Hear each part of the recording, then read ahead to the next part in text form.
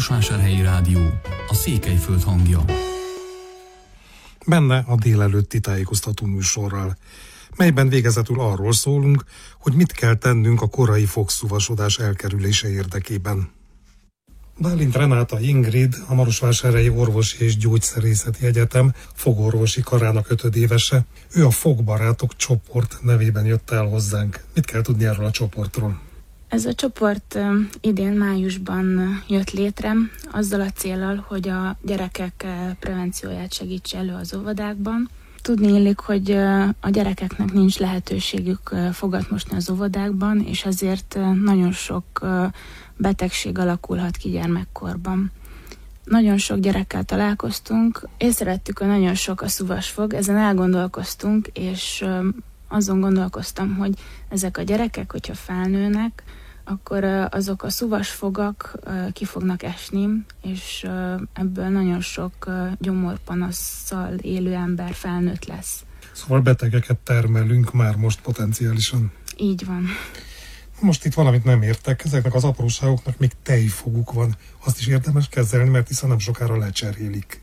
A tejfogaknak helyfenntartó szerepük van a szájba, a maradó fogazat részére, tehát érdemes ezeket is kezelni, valamint olyan gyerekekről beszélünk, akik már 7-10 év kor között vannak, akiknek már vannak maradó fogaik. És ezeknek a gyerekeknek, akiket megvizsgáltunk, a maradó fogaik is már szúvasak voltak. És ez számomra elképesztő dolog, hogy ilyen fiatalon, tehát még csak most bújtak elő a maradó fogak, és már szúvasak. Elnézést, a fogmosás minden, vagy egyéb prevenciós intézkedésre is szükség van? Mi felkeressük az óvodákat, és tartunk egy prevenciós előadást, ez körülbelül fél óra és 1 óra között van, attól függ, hogy kis vagy nagy csoporthoz megyünk be. Itt bemutatjuk a gyerekeknek a helyes fogápolást, van egy mondókánk, amit megtanítunk nekik, és akkor így hazamennek, elmondják a szülőknek, és így talán együtt tudnak fogat mosni. A gyermekeket megkérdeztük, hogy kivel szoktak fogat mosni, és nagyon sokan azt válaszolták, hogy egyedül. Egy gyerek nem hiszem, hogy képes egyedül helyesen fogat mosni. Szükségük van a szülőknek a jelenlétére, és arra, hogy motiválják a gyerekeket. A gyerekek azt nézik, hogy mit tudnak eltanulni a felnőttektől, és hogyha nem látják a felnőttet fogat mosni, akkor ők se fognak fogat mosni. Tehát tényleg ennyi az egész? Nincsen valami étkezésbeli vagy más szokásbeli oka is a szúvasodásnak? De persze van, tehát a prevenciós előadásunk keretén belül bemutatjuk a gyerekeknek, hogy mi az egészséges étkezés.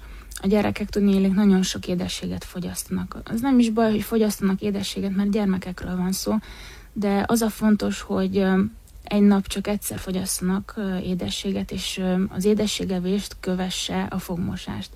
Most decemberben tartottunk egy mikulási nappal összekötött prevenciós foglalkozást, és a Mikulás vitt nekik szaloncukrot, mint édességet, de utána odaadtuk a szponzoranyagot is, és kaptak fogkrémet is a szaloncukor mellé, így próbáltuk bennük tudatosítani, hogy csokoládé mellé a fogkrém és a fogkefe is jár. Tele vannak a televíziók olyan reklámokkal, ahol szól, bizonyos rágógumik vagy pici szájpasztillák jól behelyettesítik a fogmosást étkezés után. Ez mennyire igaz? A fogmosást semmi se helyettesíteni.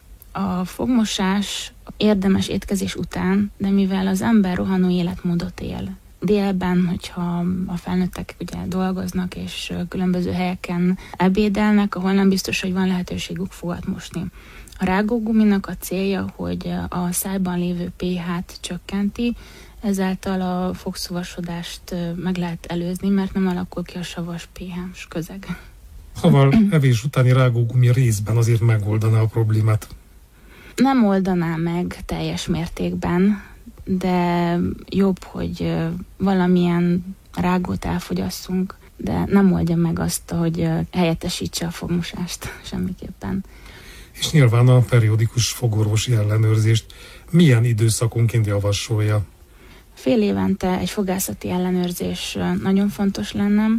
Azokat a fogakat, amiken már van kezdetleges szúvasodás, érdemes az elején elkezdeni kezelni, mert az ember olyan, hogy ameddig nem fáj, addig nem megy orvoshoz.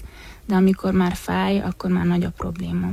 Tehát ez is egyfajta prevenció, hogy minél többször megy el az ember fogorvoshoz, annál nagyobb az esély, egy idejébe veszik észre a szuvasodást, és kezelni tudják azt.